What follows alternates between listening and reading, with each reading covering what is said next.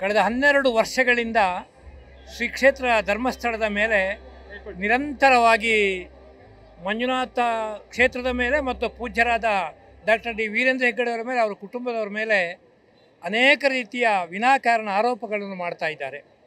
ಶ್ರೀ ಕ್ಷೇತ್ರ ಧರ್ಮಸ್ಥಳದಲ್ಲಿ ಅಂಥದ್ದು ಯಾವತ್ತೂ ನಡೆಯಲಿಲ್ಲ.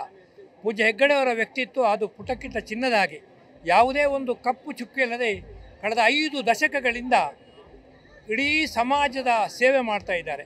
ಅಹೋರಾತ್ರಿ ಸಮಾಜಕ್ಕಾಗಿ ಅವರು ದುಡಿಯುತ್ತಿದ್ದಾರೆ. ಇಡೀ ಸಮಾಜದ ಕಟ್ಟ ಕಡೆಯ ವ್ಯಕ್ತಿಯು ಒಂದು ಉತ್ತಮವಾದ ಬದುಕನ್ನು ಕಟ್ಟಿಕೊಳ್ಳಬೇಕು ಅಂತ ಅನೇಕ ಕೆಲಸಗಳನ್ನು ಮಾಡಿದ್ದಾರೆ. ಧಾರ್ಮಿಕವಾಗಿ, ಸಾಂಸ್ಕೃತಿಕವಾಗಿ, ಶೈಕ್ಷಣಿಕವಾಗಿ ಎಲ್ಲ ಕ್ಷೇತ್ರಗಳಲ್ಲಿ ಪೂಜ್ಯ ಹೆಗ್ಗಡೆ ಅವರು ಸೇವೆ ಸಲ್ಲಿಸಿದ್ದಾರೆ.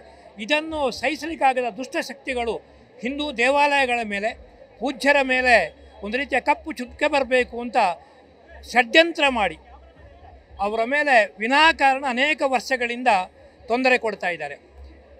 ಕಟ್ಟ ಕಡೆಗೆ ಈ ಸಂದರ್ಭದಲ್ಲಿ ಮಂಜುನಾಥ ಸ್ವಾಮಿ, ಅಣ್ಣಪ್ಪ ಸ್ವಾಮಿ ಆ ದುಷ್ಟರ ಮೇಲೆ, ಷಡ್ಯಂತ್ರ ಮಾಡುವವರ ಮೇಲೆ ಒಂದು ರೀತಿ ಶಕ್ತಿ ಬೀರಿ ಅವರ ಆ ಕುತಂತ್ರವನ್ನು ನಿಲ್ಲಿಸುವುದಕ್ಕೆ ಈ ಮೂಲಕ ಧರ್ಮ ಸಂರಕ್ಷಣಾ ಯಾತ್ರೆ ಮೂಲಕ ಇವತ್ತು ನಮ್ಮ ನಾಡಿನಾದ್ಯಂತ ಸಾವಿರ ಸಂಖ್ಯೆಯಲ್ಲಿ ಬೆಂಗಳೂರಿನಲ್ಲಿ ಸೇರಿದ್ದಾರೆ. ಒಂದು ರೀತಿಯ ಧರ್ಮ ಸಂರಕ್ಷಣೆ ಮಾಡುವುದರ ಜೊತೆಗೆ ಎಲ್ಲ ಹಿಂದೂ ದೇವಾಲಯಗಳ ಅದರ ಹಿಂದೆ ಸೇವೆ ಸಲ್ಲಿಸುತ್ತಿರುವ ಪೂಜ್ಯರ, ಸ್ವಾಮಿಗಳ, ಮಠಾಧೀಶರ ಅವರಿಗೆಲ್ಲ ಬೆಂಬಲವಾಗಿ ಈ ದಿನದ ಈ ಕಾರ್ಯಕ್ರಮ ಒಂದು ಉತ್ತಮ ರೀತಿಯಲ್ಲಿ ಆಯೋಜನೆಗೊಂಡಿದೆ. ನಾಡಿನ ಮೂಲೆ ಮೂಲೆಗಳಿಂದ ಜನ ಬಂದಿದ್ದಾರೆ.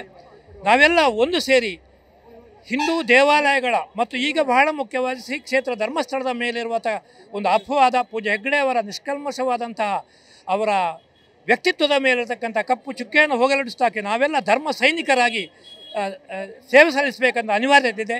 ನಾವೆಲ್ಲರೂ ಮುಂದಿನ ದಿನಗಳಲ್ಲಿ ಶ್ರೀ ಕ್ಷೇತ್ರ ಧರ್ಮಸ್ಥಳದ ಪೂಜ್ಯ ಹೆಗ್ಗಡೆಯವರ ಅವರಿಗೆ ಪರವಾಗಿ, ಕ್ಷೇತ್ರದ ಹಿಂದೂ ದೇವಾಲಯಗಳ ಪರವಾಗಿ ನಾವೆಲ್ಲರೂ ಒಟ್ಟಿಗೆ ನಿಲ್ಲಬೇಕು ಅಂತ ನಾನು ಶುಭ ಹಾರೈಸ್ತೇನೆ. Thank you.